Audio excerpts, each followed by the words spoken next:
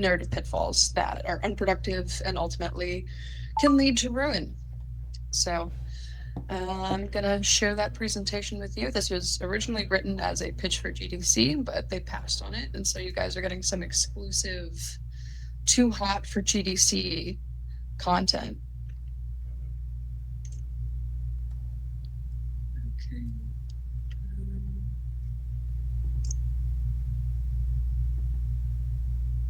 Sorry, just taking a look at how this works in Firefox. Yes.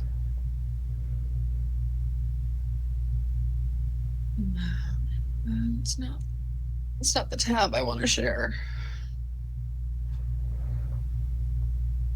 Why won't it let me share my tabs? Come on, man. Okay.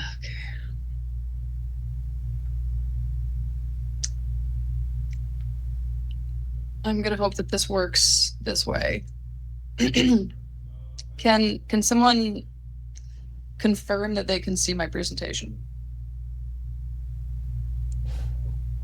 Oh God.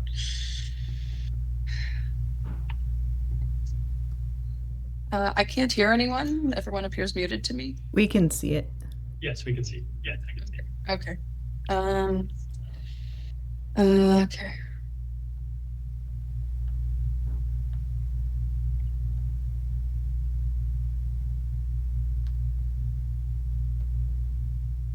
Okay, we're gonna go back into the horrifying hole. Okay, here we are. Slideshow.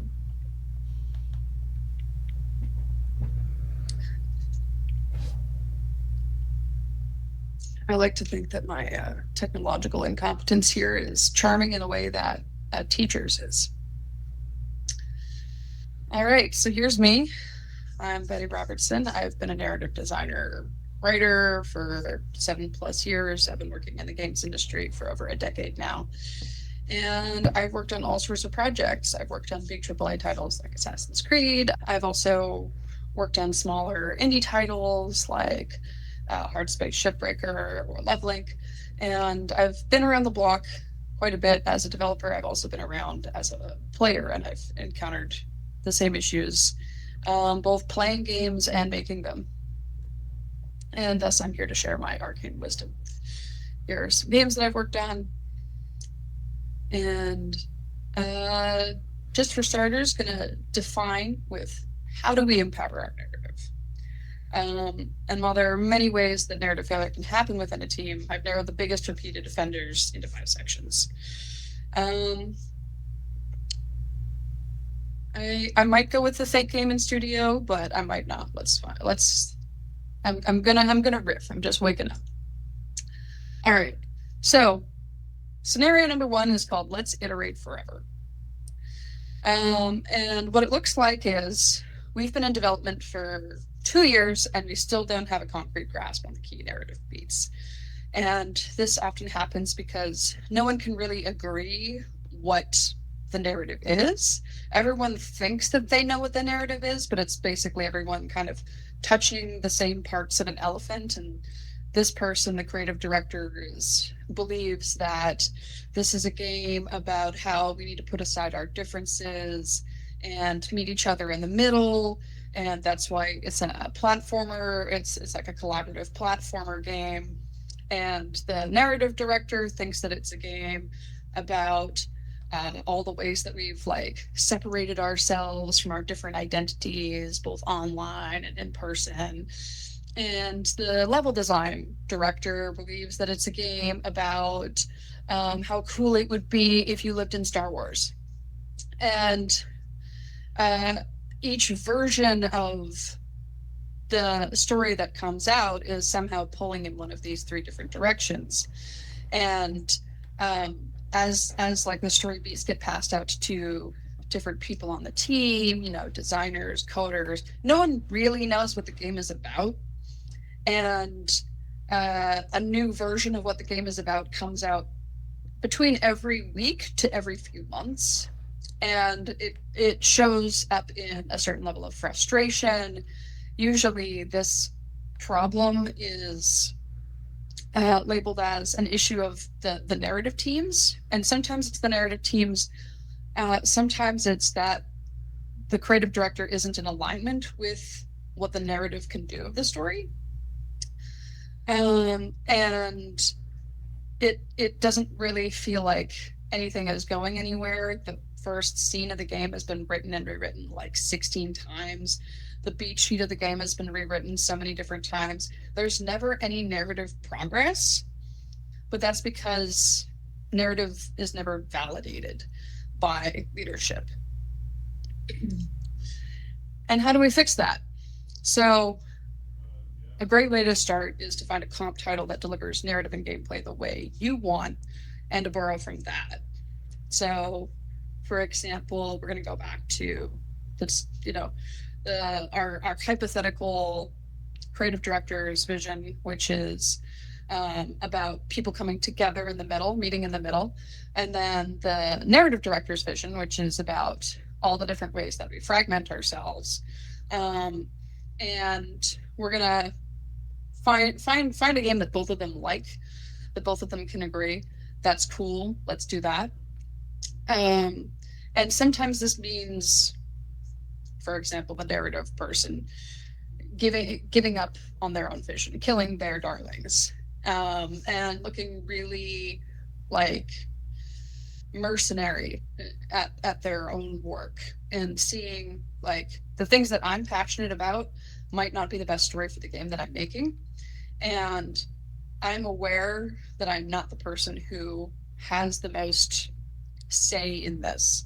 I can consult on this. I can't necessarily push the creative director into doing the game that I want to do. And so I need to recognize that it's my job to make the best version of what the game, what our direction is the game to be. And so often this can result in throwing out a whole bunch of work, which looks like destroying the game.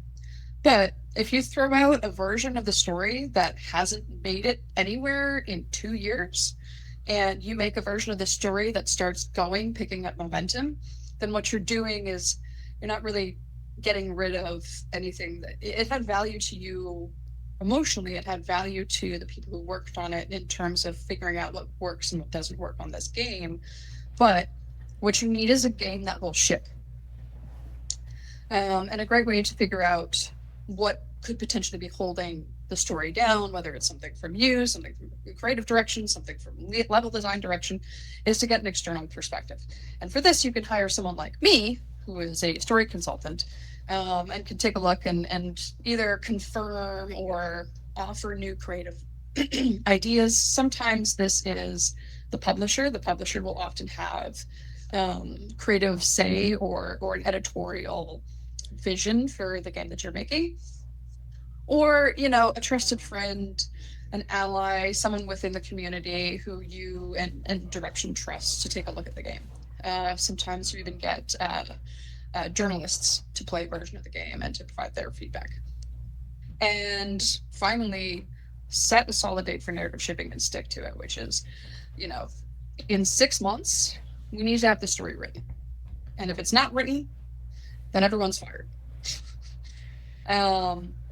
Which is a very brutal way of putting things, but there comes a point in making stuff where you really need to set a fire under your own ass. And if you aren't feeling inspired with the story that you've got, if you aren't feeling like the story that you've got is working with the narrative or the game that you're making, throw it all out, make something new. Always start with the gameplay, which I will get back to. So, problem number 2 is, what if none of our departments communicated?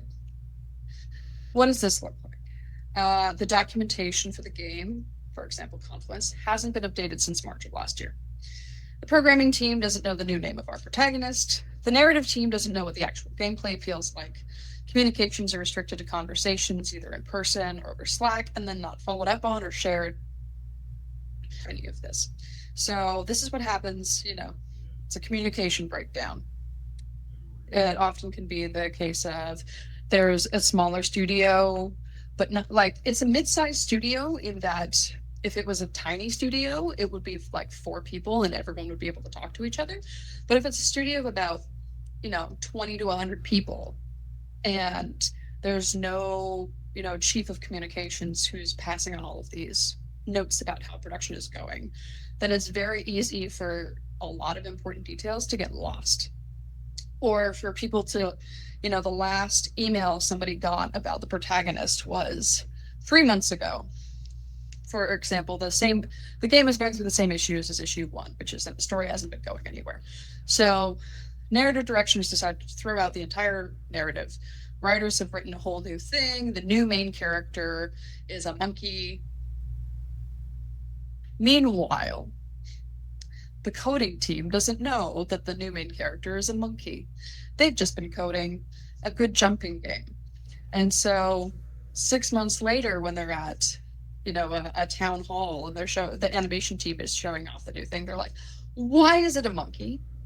This is important details. And this is why you need to play the build together as a team at least once a week.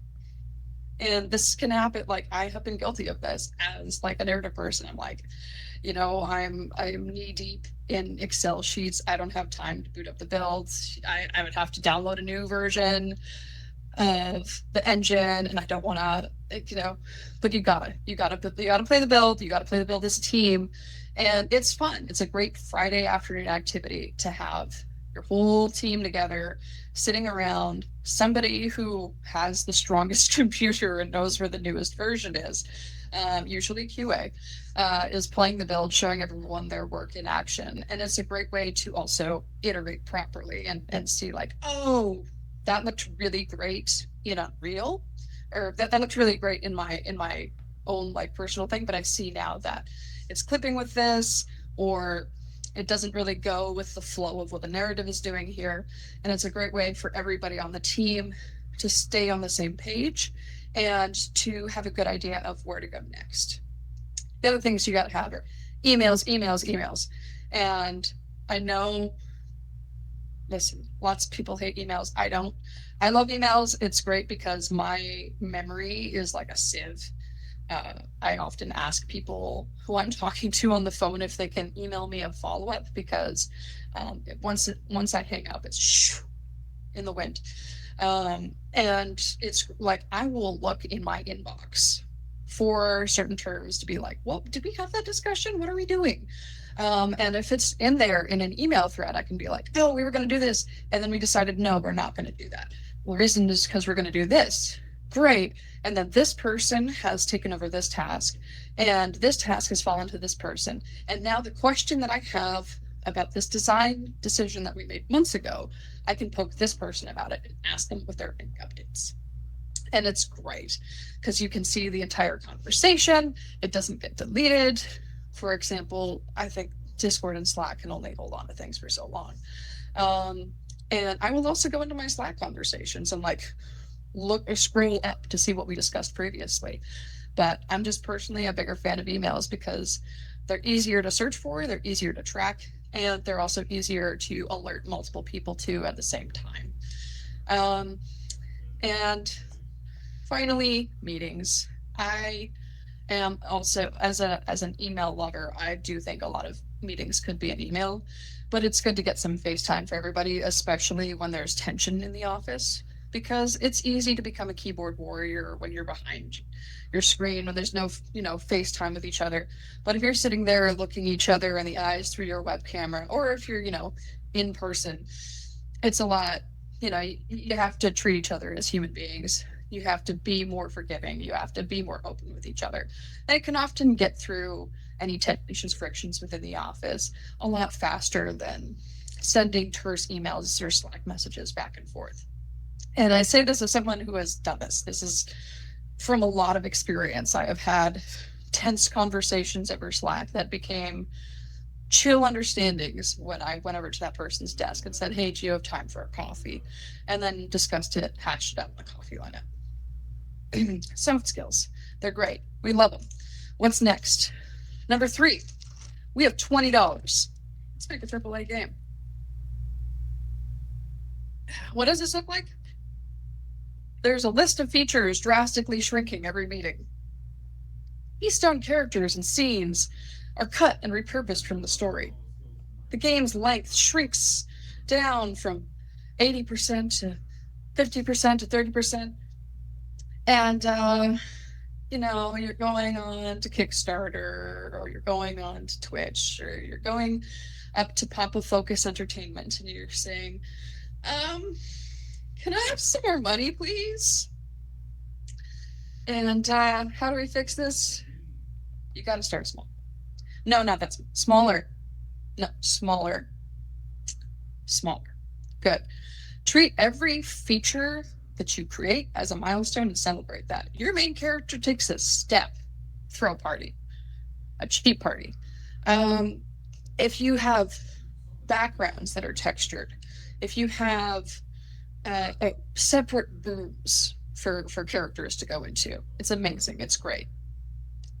And from this, you really gotta think, I have no money. I can't, I can barely make anything. What is the cheapest thing I can make?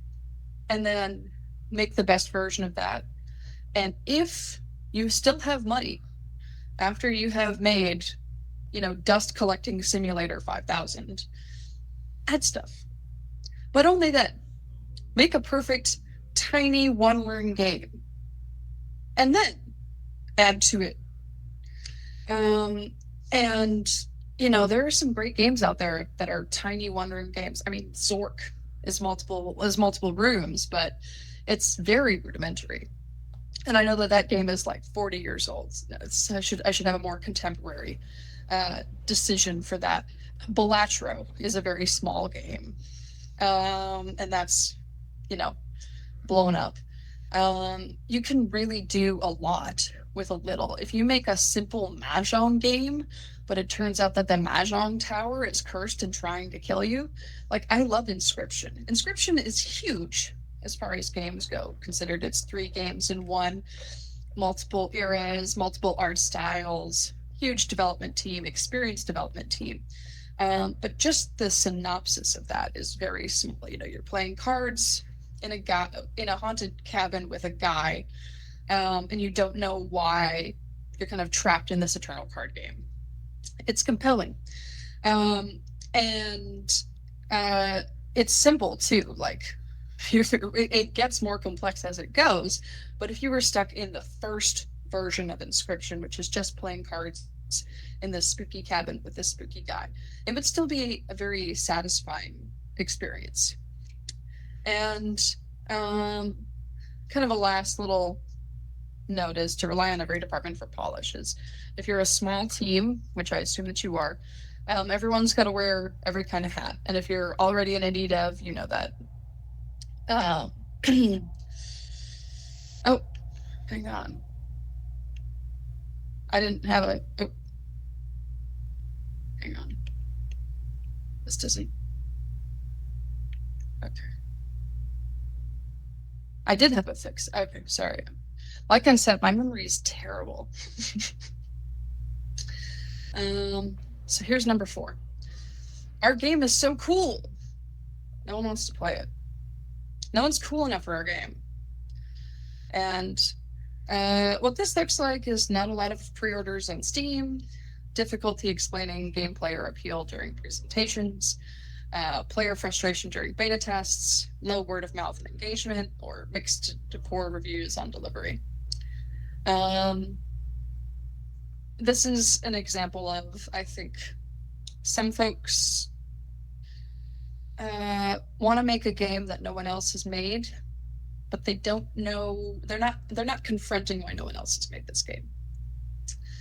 And how we kind of fix that mentality is if you want to make money making games, you need to make games people want to buy.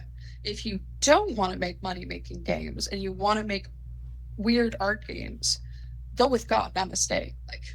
Make the weirdest game that you can. Make the least penetrable, most, dense type of game. There will still be an audience for it. I mean, one could argue that The Beginner's Guide is a great example of this. And everyone, that's a beloved game. I think it got a lot of flack for being pretentious at the time, but it was an interesting meditation on ownership and art and games that people found it very affecting. And if you wanted to describe that to a publisher, it's a puzzle walking simulator about going through a person's fake game and violating their boundaries, which is, people would ask, what's the appeal there? But if you talk about how it's about ownership and art, and even if you go into it blind, it can be a very affecting experience because, you see the violation of boundaries in real time and feel your own kind of complicitness in this. But that I feel like that game wasn't made to make money. That game was made as an art piece, as a think piece, and so you can absolutely do that. But if you want to make a game that is going to be on everyone's lips, that's going to be, bringing in lots of money, you need to focus on the player fantasy you're delivering to and become passionate about that fantasy. And my rule is aim for 80% approachability, 20% creativity. So I'm going to use Hotline Miami as an example for this, which is that it's a top-down shooter with intense music, characters wearing animal heads, and then as it goes on, kind of a story about war and trauma and violence, and it really gets you into it. But at the beginning, it's just a very addictive top-down shooter with a great soundtrack. And that's the approachability of it.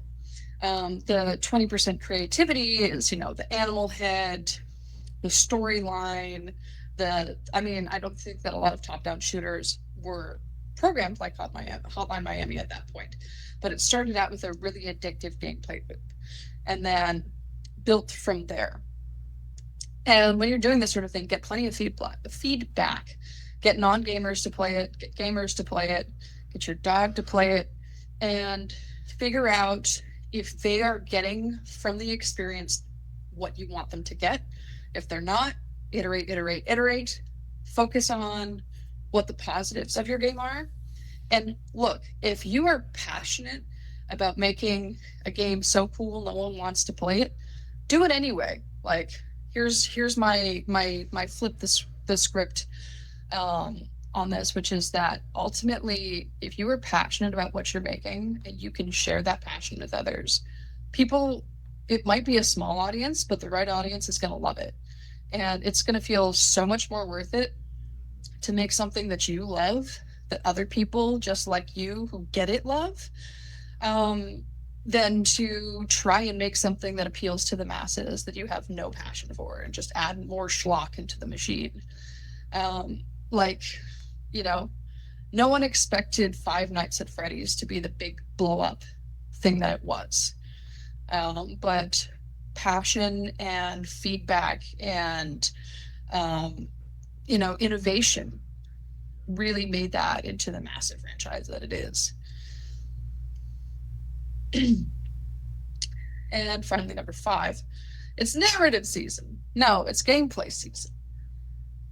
What does this look like? The designers are stalled and frustrated. There's been many production meetings. The producers, they look like they haven't slept in years. The pipeline keeps changing dates, keeps getting smaller and bigger and smaller and bigger. The game hasn't moved forward in weeks, and the writing team is being blamed for it. How do we fix this? Well, you got to define the exact budget at the beginning and stick to it. This is one out there for the directors and the producers, which is, if you have hard dates, if you have an understanding of what can be done in those dates, and if you have a team that knows what their next steps are, you're golden. But you got to lead with the vibes first, not a concrete narrative vision. If you expect somebody to write an entire book or an entire movie, while all of these other designers have no direction on where to start, and are just kind of sitting there looking at YouTube videos, while the narrative team is sweating and crying because they can't fit Act 1 and Act 2 together in the right configuration, then you're throwing money into a bonfire. So you gotta let the narrative take the back seat. The programming and gameplay team need to lead the pipeline, and they need to decide what you can do in this game. Because verbs are important, and verbs is what we use to describe actions the player can take within a game. So if you're playing an original Mario game, you can jump, you can punch up, you can go whoop whoop, and grow really big, you can shoot fire, you can jump onto things and turn them into weapons through that. It's a very limited amount of verbs that the player can do. If you're playing something more recent, like an Assassin's Creed game, you can kill with a bow, you can kill with a knife, you can ride a horse, you can chase somebody down with a horse. There are all of these different actions. And once the writers know what those actions are, they can start slapping story into these actions. Where, for example, Assassin's Creed, if the game is about assassinating people in history, the writers, they have the historical period. They look at the assassinations that happened in that historical period. They can find some great inspiration from this person is in the right place at the right time, and so we're gonna kill this person as historically accurate as possible. What's the verb for that? Well, they were poisoned, so we need to talk to the gameplay team and make sure that there is the ability to poison somebody. Okay, we can't poison them by pouring a vial of poison in their ear, so you have to pick up item, slap it onto your bow and arrow, and then shoot them through the window, and that's how you poison this target in order for it to be historically accurate. But while that research time is happening, we still need the rest of the team to be able to do stuff. And so that's why, you've got your combat programmers, and they're deciding the types of enemies that you're going to fight. And you've got your level designers, and they're deciding, how much verticality. That's a term for level design, which is, can we jump? Can we climb? Can we crawl? Are we somewhere high? Are we somewhere low? And they decide kind of what the world is going to look like for that. But we need a vibe. We need to know what the vibe of the game is. And so, most recent Assassin's Creed, feudal Japan. Mario, kingdom of mushrooms and plants and stars and stuff. And people can kind of focus on their ideas based on that vibe. And meanwhile, art and narrative can kind of collaborate over, okay, so we've got this kind of purple-pink vibe, we've got clouds, okay, so we're going to do a story about clouds. And this is, part of the reason why everyone in the studio should be talking to each other. Not all the time. There should be open communication. For example, emails. And in these discussions, you have to talk in person. You go back to your desks. You send an email saying, hey, read this decision that we made. CC all the people that this affects. Your project manager, your directors, they can chime in and be like, oh, I love this idea. What if we did this instead? And that's all tracked for people to pay attention to. And also, just work in engine, work on paper, iterate, design, and, collaborate while you're doing it. Be like, I came up with this really cool card game idea that I think that we can do. Here's how it works on paper. I'm going to sit here and play it with the creative director. He's going to decide, or she's going to decide, whether or not they like it. And that's it. I didn't even put an ending page. I should have done that, but I didn't. And those are 5 ways to avoid tanking your narrative. And I hope that you found that insightful.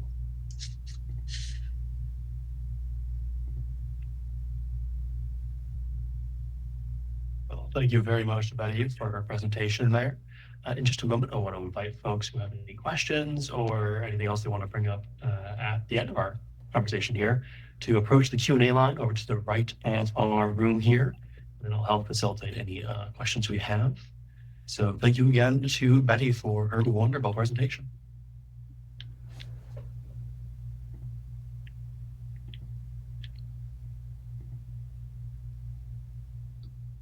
And just as a visual cue here, anyone who does have a question, you'll see them in this highlighted white box here. So if you just go and get into the line if you have a question, and you'll step in the box, and you'll start broadcasting to everyone.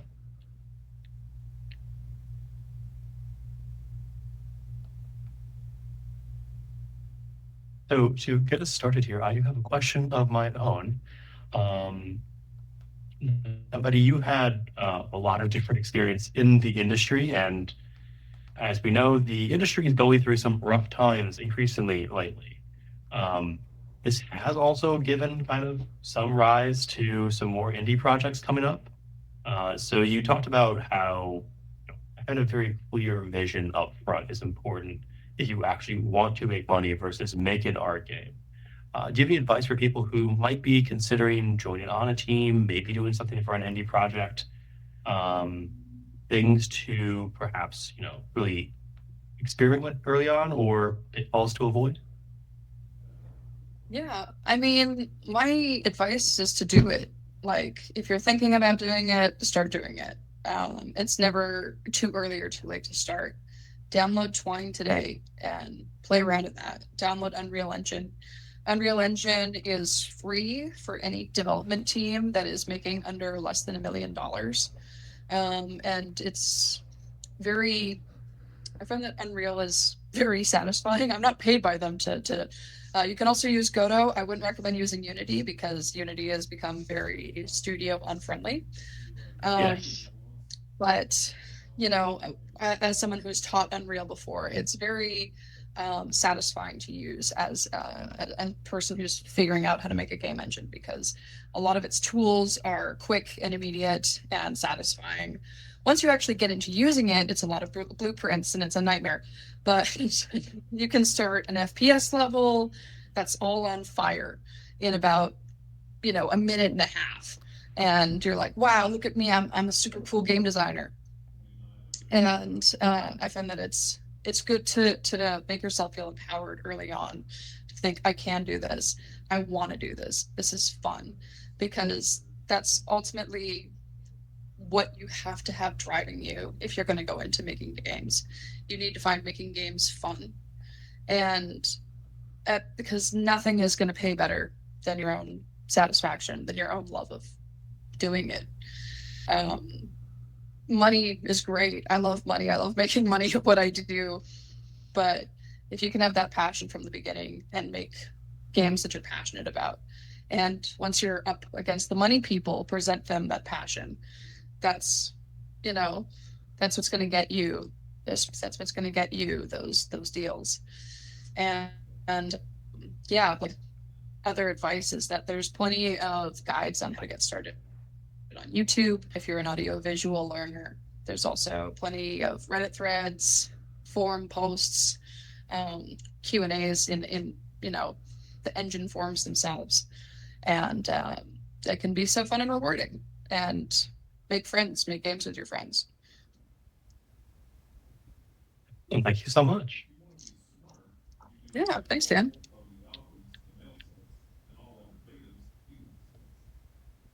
Yeah, there we go. Hey, Betty. Hey, Lexi. Thanks for a good talk. Yeah, the bullet point on your on one of your slides that basically said, if you're encountering resistance, you gotta make bold choices, kill off a character or two, don't hold on to them. I think this is something that a lot of us kind of struggle with, both as someone who who plays games, who looks at narrative stuff, and as someone who I've dabbled with just like doing my own stuff on the side. I guess my question really is just like, if you're working with someone who's like, yes, I don't want to actually kill them because I have a reason, and you're like, but I really think they need to die. Right? Like, and then you're having this fight, right? And you're like, I think it'll make the narrative better if they die. And then your person's like, no, I clearly disagree. When you how do you work about making that call on, okay, but do they actually need to die? Or are we just arguing about killing them to do something shocking? This is a great, like, this is a great conflict. And like, I will share a bit of industry tea in that, for example, like kill your darlings doesn't always refer to killing a character, but it can refer to making a hard decision. For example, if you were the lead writer of a game called Galdur's Bait 3, and you have two writers who really want to write the big, hot, butch tiefling, and both of them want to write this character, but only one per. The way that it works is one person per character, and this is there's going to be a lot of hard decisions you have to make in a leadership role or even in a collaborative role where you don't always get what you want. And I think accepting I'm not always going to get what I want is the best thing that we can do. But if you and someone like if you are an authority over your friend who wants to keep the character around, ultimately that's your call. But you have to make them feel heard, and they might dislike they might dislike that call. But if they respect you and if they care about the game's health and moving forward with the game, they'll do it. And I've been, the junior writer who really wanted something in the story and got told by my director, you can't have that. And I was like, oh, but I made a really good argument for it. And it's like, no, we can't have it. Okay, fine. And I'll still complain about it while drunk sometimes. But I can see the wisdom in removing that. If you are both kind of at the same level, if you and your friend are both designers at the same level, then this is the kind of thing that you have to take to your lead or your director and say, here are my arguments, here are their arguments, and your lead or director will be the one to make the final call. And that feels more fair in a way, which is like, if you make your argument, if you really share your passion, if you explain why you think this doesn't work, if your friend is the same, if there's basically a jury of your peers who votes for or against, it feels more fair because, you've aired out that idea to a whole bunch of people and they've weighed, the cost benefit analysis themselves. But sometimes on a smaller team, it really is just down to like 2 or 3 of you. And if it's 3 of you, then you're making the last person the judge and creating inter-team friction. So I think part of it is it's always good to, aim for cohesion, both in the story and in the team, and recognize that if your idea is maybe not going to lead to that cohesion, to give up. But the other thing to always go for is money. If we cut this character, it's cheaper. All right, let's do it. The producer agrees with me. It's a lot of things kind of going back and forth. There's a lot of decisions that go into these kind of decisions, but ultimately, my advice is to make bullet points of to argue your ideas and argue through facts and logic, and then also recognize that everyone's a person and try not to hurt each other's feelings. Good. Thanks. Yeah. All right. Well, thank you everyone for your questions and for your enthusiasm throughout the audience. That is all the time we're going to have for questions right now. So we're going to have some time to do some behind the scenes tech magic and finish up our recording and get things set up for the next presentation at 11. So Betty, once again, thank you so much for kicking us off here today at our 3rd annual Hit Points in History conference. Thank you so much for having me, Dan, Lexi, and I've had a great time. Appreciate you all.